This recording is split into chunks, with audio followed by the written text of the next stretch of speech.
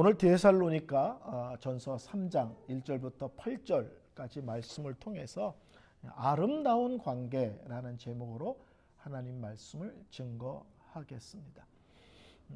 제가 요새는 읽지 않는데 한때 한국의 공지영이라는 작가의 책을 한때 말도 못하게 열심히 그 당시에 나와 있는 책을 다 구입해서 읽은 적이 있습니다. 그 공정이란 작가가 쓴 소설책 중에서 제목이 참 제가 좋아하는 제목인데 제목이 인간에 대한 예의 이렇게 돼 있어요. 저는 개인적으로 어떤 사람이 가장 싫습니까? 라고 물어보면 저는 무례한 사람, 예의가 없는 사람이 실제로는 가장 싫습니다. 뭐 친하면 농담도 하고 웃기도 하지만 가끔 우리 주위에는 이렇게 금을 넘어서 그렇죠? 무례하고 마음에 상처를 주는 말과 행동을 하는 사람을 쉽게 만날 수 있습니다. 고린도전서 13장을 보통 사랑장이라고 말합니다. 거기에는 사랑이 무엇인지에 대해서 쫙 설명해 주는데 오늘 성경 우리가 읽은 본문과 관계된 내용이 세 가지가 고린도전서 13장에 나옵니다. 그게 첫 번째는 사랑은 오래 참고. 사랑이 뭐냐? 가슴이 콩닥콩닥 뛰고 얼굴이 울그락불그락하고 그런 게 아니라 사랑은 사랑하는 사람을 향하여 오래오래 참는 것이다. 그래서 제가 주례할 때 이제 뭐라고 얘기하냐면 사랑해서 결혼하는 거죠. 근데 제가 가르쳐 줄게요. 사랑해서 결혼하는 게 아니라 이제부터 사랑하기 위해서 결혼하는 거예요. 같이 살아보면 여태까지 당신이 알았던 그 남자 그 여자가 아니라는 걸 알고 깜짝 놀랄 겁니다. 이제부터 내가 전혀 생각하지 못했던 말과 행동을 하는 내 남편, 내 아내를 꾹 참고 인내하면서 사랑하는 싸움을 하는 것. 싸우라는 게 아니라 사랑이라는 걸 잘하는 그런 일들을 하는 게 결혼이다. 멋있는 주례 아닙니까? 성경은 놀랍게도 사랑이 뭐냐 그랬더니 사랑은 첫 번째 특징이 오래오래 참아주는 것이다. 또 하나는 자기의 유익을 구하지 않은 거다. 지밖에 모르는 것이 아니라 사랑은 다른 상대를 위해서 먼저 생각하고 먼저 배려하는 거다. 세 번째, 사랑은 무례하지 않은 거다. 이렇게 얘기를 합니다. 그 사랑장에 나오는 여러 가지 사랑에 대한 말씀 중에 오늘 이 세 가지가 오늘 본문과 아주 밀접한 관계가 있습니다. 지금 바울은 아덴이라는 곳에 있습니다. 아덴은 오늘날로 쉽게 말하면 아테네입니다. 데살로니가라는 도시에서 예수를 전했는데 유대인들이 와가지고 예수를 전한다고 난리를 쳤습니다. 할 수 없이 바울은 베레아라는 곳으로 옮겨갔습니다. 근데 유대인들이 또 베레아까지 쫓아와서 난리를 치는 겁니다. 그래서 할 수 없이 또 바울은 아덴, 우리가 흔히 아는 아테네까지 가지금 있는 것입니다. 1절과 5절에 두 번 반복해 나오는 말씀이 있는데 그게 뭐냐면 참다 못하여 그럽니다. 두 번 사도 바울이 얘기합니다. 내가 지금 참을 수가 없다. 뭘? 데살로니가 성도들에게 복음을 전하고 교회를 세우고 예수를 믿도록 했는데 거기에 유대인들이 예수 믿는 사람들을 계속 공격하고 흔드니까 사도 바울이 도대체 마음이 놓이지를 않는 거예요. 초신자들이 얼마나 힘들까. 또 그 어려운 그런 시간들을 잘 버티고 이겨내고 있을까. 복음을 전하고 교회를 세웠던 바울은 자기가 하면 또 난리가 날 것을 알기 때문에 디모데를 대신 보내려고 결심을 합니다. 바울과 디모데는 아버지 아들 관계는 아닙니다. 근데 흔히 영적인 아버지, 영적인 아들 이렇게 부릅니다. 두 사람의 관계를. 그러니까 사도 바울이 젊은 디모데를 믿음 안에서, 은혜 안에서 마치 자기 아들처럼 돌보고 훈련해서 좋은 목회자로 키워냈거든요. 근데 오늘 본문에 바울이 디모데를 데살로니가에 보내면서 여러분 뭐라고 말할 것 같아요? 자기한테 아들뻘 되는 사람인데 데살로니가 교회 성도들을 도우라고 자기 대신 보내면서 이렇게 표현 쓸 줄 알아요. 내가 데리고 있는 사람 하나 보낼게. 또 이럴 수 있죠. 내 밑에 있는 청년 하나 보낼게. 이렇게 쓸 수 있잖아요. 근데 오늘 아버지와 아들 같은 관계고 나이 차이도 많이 나는데 바울이 디모데를 뭐라고 소개하냐면 우리 형제 그리고 하나님의 동역자 이렇게 표현합니다. 한참 나이도 어려. 자기가 훈련시켜서 믿음의 사람으로 세우고 있는 중이야. 근데 다른 사람한테 소개할 때 우리 형제, 위아래 개념으로 하지 않고 나와 동등선에 있는 것처럼 내 옆에서 함께 일하는 사람인 것처럼 우리 형제라고 말하고 더 나아가서 하나님과 동역하는 특별한 사람이다. 야, 자기 밑에 있는 사람을 다른 사람에게 청구하고 소개하면서 이렇게 높이기가 쉽지 않거든요. 다른 말로 하면 내가 디모데를 보내는데 이 사람은 젊은 사역자지만 여러분의 믿음과 여러분의 모든 형편을 잘 돌보고 섬기는데 적임자이기 때문에 제가 디모데를 보내는 겁니다. 이렇게 말을 하면서 추천하여 보냅니다. 우리가 대화할 때 다른 사람을 어떻게 평가하고 어떻게 소개하는지를 우리가 좀 겪죠. 사람들과의 관계에서 대화하다 보면. 근데 어떤 사람은 참 다른 사람을 소개할 때 그 말에 예의가 있고 참 따뜻함이 있고 배려가 있고 사랑이 있다는 것을 알게 됩니다. 그래서 만나지도 않았는데 또는 오늘 처음 만나는데도 그 사람에 대해서 마음이 벌써 열리기 시작해요. 왜? 친한 사람이 그 사람을 너무 따뜻하고 예의 바르게 소개하니까요. 예수를 믿는다는 것은 하나님과 나와의 관계만이 아닙니다. 예수를 믿는 것은 하나님을 믿는 다른 성도들과의 관계, 이것이 믿음 생활입니다. 믿음 생활은 하나님과 나와의 관계만 좋으면 돼. 뭐 사람들하고 뭐 어울리고 뭐 그렇게 뭐 복잡하게 할 필요 없어. 아니요. 신앙생활은 하나님과의 관계도 바르고 깊어야 되지만 같이 하나님을 믿는 우리 믿음의 지체, 믿음의 형제, 자매와의 관계도 믿음 안에서 아름답고 복되어야 합니다. 저는 다른 사람을 기독교인보다 더 수준 높게 바라보는 사람은 없을 거라고 생각을 합니다. 진화론을 믿는 사람들은 원숭이가 진화가 돼서 사람이 됐어. 그럼 원숭이잖아. 예? 근데 예수 믿는 사람은 다른 사람을 어떻게 말합니까? 하나님의 형상대로 지음을 받은 특별한 사람. 야, 다른 사람을 이렇게 높고 우아하게 바라보는 데가 예수 믿는 사람 말고 있을까요? 다른데? 하나님 예수께서 나를 구원하기 위하여 하나밖에 없는 아들 예수를 이 땅에 보내시고 십자가에 달려 돌아가심으로 나를 구원하셨듯이 우리 하나님 아버지께서 이 사람도 구원하기 위해서 하나밖에 없는 아들을 보내어 구원한 사람. 하나님의 형상대로 지음받은 사람, 예수의 핏값으로 구원받은 사람, 더 나아가서 천국 가서 영원히 같이 살 사람이에요.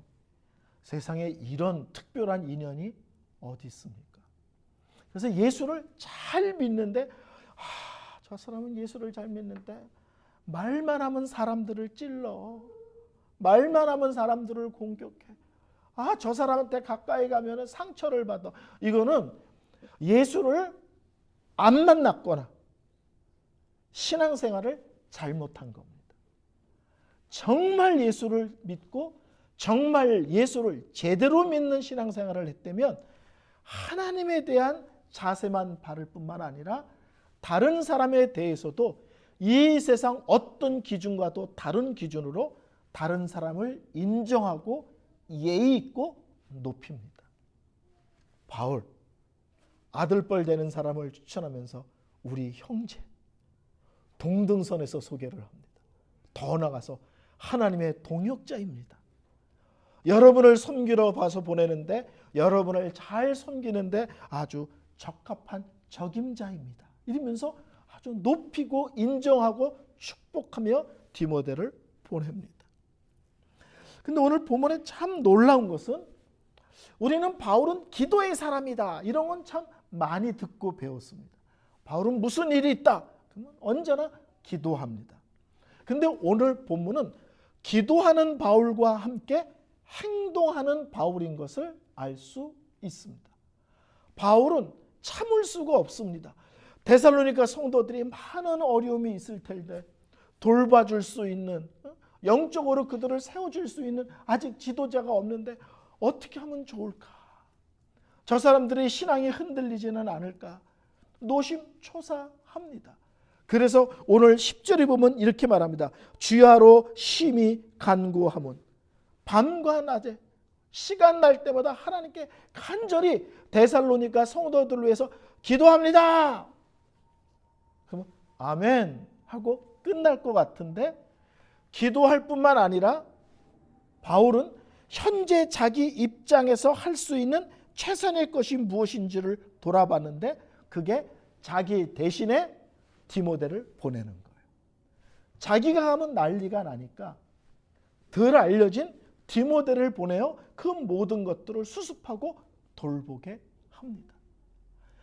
기도한다는 건요, 어느 때는 우리가 전혀 불가능할 수 있습니다. 올해 표어가 너희는 가만히 있어 하나님께서 하나님 되심을 알지어다. 그 본문은 모세가 뭘 할 수 있는 게 하나도 없을 때예요. 앞에는 바로의 군대들이 말을 타고 달려오고 뒤에는 홍해입니다. 앞으로 가면 칼에 찔려 죽고 뒤로 가면 바다에 빠져 죽습니다. 이러지도 저러지도 못할 때 그때 고백하죠. 그리고 하나님의 말씀을 듣죠. 가만히 있어. 내가 하나님됨을 보여줄게. 어느 때 우리는 아무것도 할 수 없는 상황일 때가 있습니다. 또 어느 때는 기도하지만 현재 내 입장에서 내가 최선을 다할 수 있는 영역이 무엇인지를 살펴서 그것을 하는 것도 기도의 사람의 또 다른 중요한 면입니다.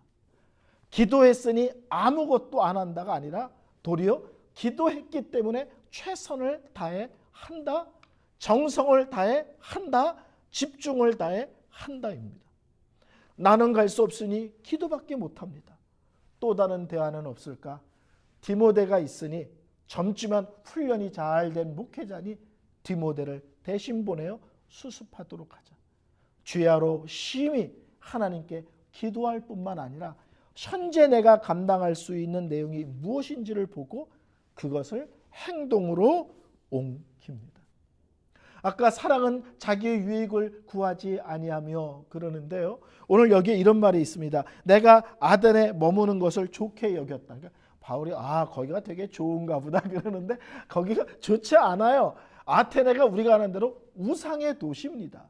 거기가 철학의 도시니까 바울이 가서 예수를 전하면 사람들이, 철학을 전하는 철학자들이 예수를 아주 우습게 생각하는 거예요. 그래서 막 공격하고 무시하고 조롱하고 그러는 거예요. 그런 상황에 있는데 함께 있던 디모데를 보내고 그런 어려움 속에 혼자 또 남는 것도 바울 입장에서는 엄청난 대가를 지불한 것입니다. 이런 어려운 환경에서 혼자 남아 있지만 그래도 디모데 성도들의 영적인 상태를 돌보는 것이 더 중요하니 디모데를 보냅니다 하는 것입니다. 두 번째로는 이 디모데와 데살로니가 교회 속의 아름다운 모습입니다. 바울은 예수를 전하고 예수를 믿고 구원을 받았다. 그러면 됐습니다가 아니고요. 구원받은 성도가 하나님 안에서 견고하게 서서 신앙생활을 온전하게 하는 일에 관심을 가집니다. 예수를 믿는 것은 예수를 믿었습니다로 끝나는 게 아니에요. 믿은 다음에 내가 믿은 믿음의 원리를 갖고 이 땅에서 분명하게 사는 것이고, 또 하나는 하나님의 자녀가 됐으니 하나님을 닮아가는 일에 집중하는 것입니다. 그래서 사도 바울은 데살로니 교회가 예수를 믿고 성도가 되고 교회가 세워졌지만 구원받았다로 끝나지 않고 디모데를 통해서 더 믿음이 견고하게 자라기를 바랬습니다. 그래서 디모데가 가서 하기를 원하는 사역이 3가지예요. 2절은 너희를 굳게 하고 너희 믿음에 대하여 위로하려는 것이다. 견고하게 쓰게 하기 위해서다 라고 얘기합니다. 2번째는 환난 중에 흔들리지 않게 하기 위해서다. 그러면서 바울이 4절에 이런 얘기를 합니다. 내가 너희들에게 예수 믿으면 많은 어려움이 있다는 얘기를 미리 여러 번 했지. 지금 너희들이 어려움 겪고 있지. 그게 내가 이미 얘기했던 그 어려움이야. 오늘 본문에 그렇게 써 있잖아요. 4절에 우리가 너희와 함께 있을 때 장차 받을 환난에 대하여 미리 말하였는데 과연 그렇게 된 것을 너희도 아느니라. 예수 믿으면 모든 문제가 해결돼. 만사가 형통돼. 그냥 마음이 평안해. 불면한 자는 막 잠을 잘 자. 이런 거 아니라는 거예요. 이 세상 사람들은 예수 믿는 사람을 근본적으로 싫어하기 때문에 어떤 시기든지 공격을 받게 되고 어떤 시기든지 어려움을 겪게 된다. 그래서 예수를 믿으면 어려운 일이 많이 생길 거야. 내가 여러 번 얘기했지. 지금 그 일을 겪는 거야. 또 하나가 뭔지 아세요? 많은 믿음의 사람들이 이런 고난의 길을 걸었어. 이러는 겁니다. 그러면서 흔들리지 않기를 원하노라. 참 표현이 독특해요. 이 흔들리지라는 게 개가 꼬랑지를 막 흔드는 거예요. 그러니까 어려움이 왔을 때 그냥 막 흔들리는 거예요. 그냥 정신없이. 하나는 굳게 하기 위해서, 너희들은 어려움이 생겼다 해서 쉽게 막 흔들리지 않도록 하기 위해서.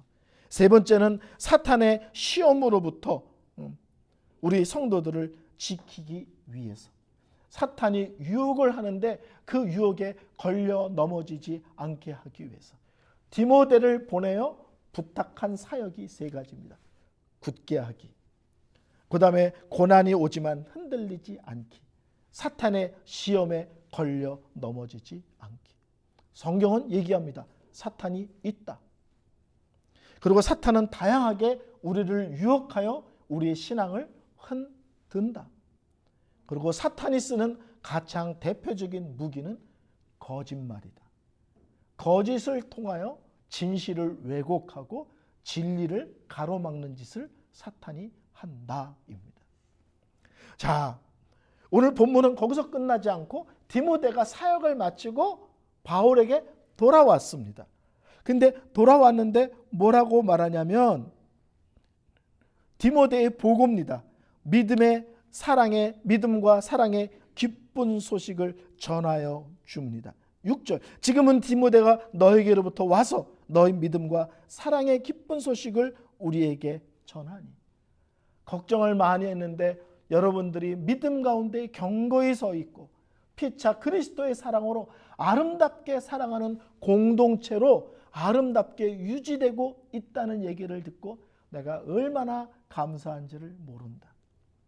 또 하나는 바울은 데살로니가 성도들을 걱정하고 보고 싶은데 데살로니가 성도들은 나는 이미 바울을 잊었습니다. 바울이 보내서 왔습니다. 바울이 누굽니까? 이러면 얼마나 생뚱맞겠어요. 근데 디모데가 가서 바울이 여러분을 위해서 기도합니다. 걱정합니다. 여러분이 너무 보고 싶어 합니다. 그랬더니 데살로니가 성도들이 한 목소리로 우리도 바울이 너무너무 보고 싶어요. 바울을 그리워해요. 그러면서 디모데가 우리만 데살로니가 성도들을 사랑하고 보고 싶어 하는 것이 아니라 그들도 나를 그렇게 간절히 보고 싶어 한다는 소식을 듣고 내가 말할 수 없이 기쁘고 감사했다. 이렇게 말씀을 하고 있습니다. 신앙생활은 성경에서 많이 나오는 단어가 서로 함께 같이입니다. 혼자 신앙생활하는 게 아니고요. 다른 성도들과 함께 같이 서로 그것이 영적인 신앙생활입니다. 제가 오래전에 읽은 책이 있었는데 그 책의 첫 문장인가 뭐 그게 이런 인상 깊은 문장이었어요. 영적인 로빈슨 크루소는 없다. 로빈슨 크루소 아죠? 무인도에서 혼자 사는 사람. 영적인 무인도에서 홀로. 그래서 예수 믿는 사람들은 나는 외로워. 나는 혼자야. 이런 말만큼 말이 안 되는 말이 없습니다. 비 오는 달밤에 그대와 단둘이 나 홀로. 이런 말은 없습니다. 비가 오면 달은 안 뜨는 거고요. 그분하고 같이 있으면 나 홀로는 아닙니다. 나는 예수 믿는데 혼자야. 이건 틀린 말이고요. 난 예수 믿는데 항상 나는 외롭다고 느껴. 이건 잘못된 것입니다. 예수를 믿는 것은 하나님과의 관계뿐만 아니라 함께 예수 믿는 사람들을 지체로, 공동체로, 가족으로, 형제, 자매로 함께 어울리고 함께 사랑하고 함께 밀어주고 끌어주면서 함께 가는 믿음의 길입니다. 오늘 성경은 바울과 디모데의 아름다운 관계, 기꺼이 어려움 자리에 디모데가 가기도 하지만 자기도 어려운데 또 디모데를 보내는 바울의 아름다운 관계, 돌아와서 데살로니가 교회가 또 바울과 디모데를 향한 그 마음이 얼마나 참 변치 않고 있었는지에 대한 그런 관계.